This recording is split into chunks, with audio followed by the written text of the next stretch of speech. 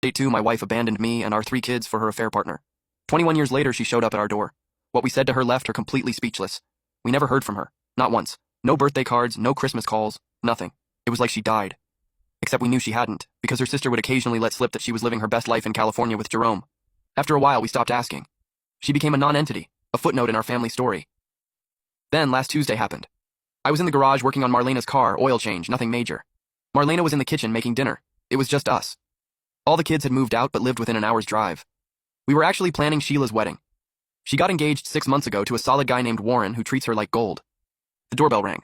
Marlena called out that she'd get it. Then I heard her say, "Can I help you?" In that tone, you know the one, polite but cautious.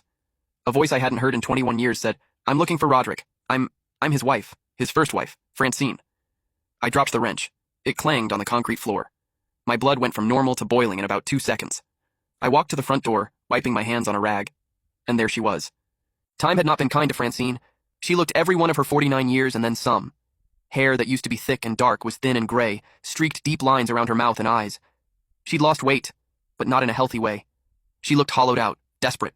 She was wearing clothes that had seen better days and carrying a single suitcase. "Roderick," she started, her voice shaky. "I know this is unexpected." Unexpected.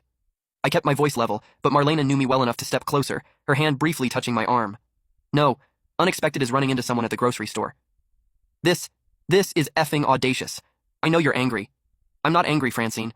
I haven't been angry at who hears. You're nothing to me, less than nothing. Now get off my property." There she started crying, then these theatrical tears, the kind she used to use when she wanted something. "Please, I just need to talk to you, to the kids. I made a mistake. A mistake." I laughed, but there was no humor in it. "A mistake is forgetting to pick up milk. You abandoned 3 children. That's not a mistake. That's a character defect. Jerome left me," she blurted out. 5 years ago. He met someone younger. I lost everything in the divorce. I've been living in my car. I have nowhere else to go. You're my family. Marlena actually laughed at that. Family. Lady, you don't know the meaning of the word. Who are you? Francine's tears stopped real quick, replaced by indignation. "I'm his wife," Marlena said, stepping forward. "The one who stayed. The one who raised your children. The one who earned the right to be called family." Francine turned back to me.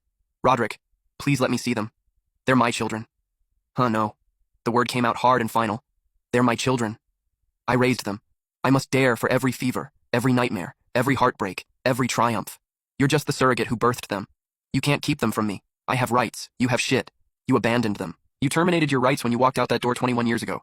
And they're all adults now anyway. If they want to see you, that's their choice. But you're not making that approach through me or in my house." Right then, Donovan's truck pulled up. He was stopping by to return my socket set. He got out, saw the scene at the front door, and his whole demeanor changed. My son's 6'2", 200 pounds of muscle from working construction, and every bit of that went on alert. "Everything okay, Pops?" He walked up, positioning himself between Francine and us. Francine's face lit up. "Donovan, oh my God, look at you. You're so handsome, so grown up." Donovan looked at her with zero recognition. Then it clicked and his face went stone cold. "You're her. Not a question, a statement. I'm your mother. No, you're not. My mother is standing right there next to my father. You're just some stranger who looks like she needs help. There's a shelter about 10 miles north. Have a good night." He walked past her like she wasn't there, handed me the socket set, kissed Marlena on the cheek and said, "Ma, you need me to stay." Marlena, that's what all 3 kids called her, shook her head. "We're good, honey." Donovan nodded, looked at me.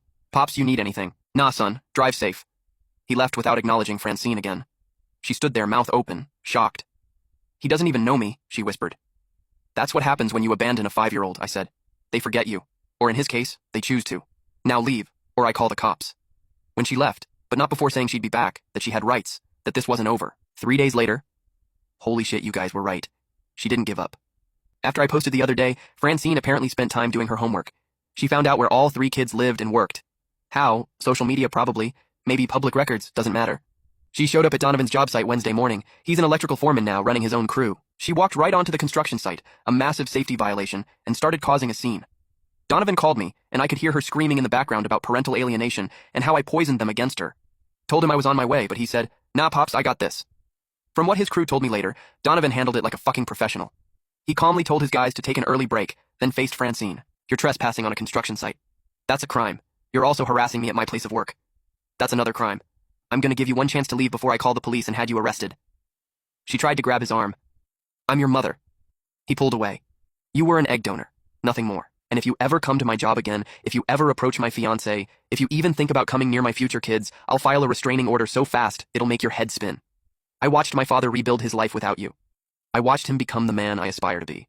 You're nothing but a cautionary tale I'll tell my children about choosing character over comfort. 2. She left, but not before screaming that she'd sue for grandparents' rights.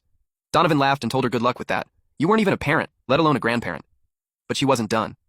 Thursday she found Shale at the elementary school where she teaches.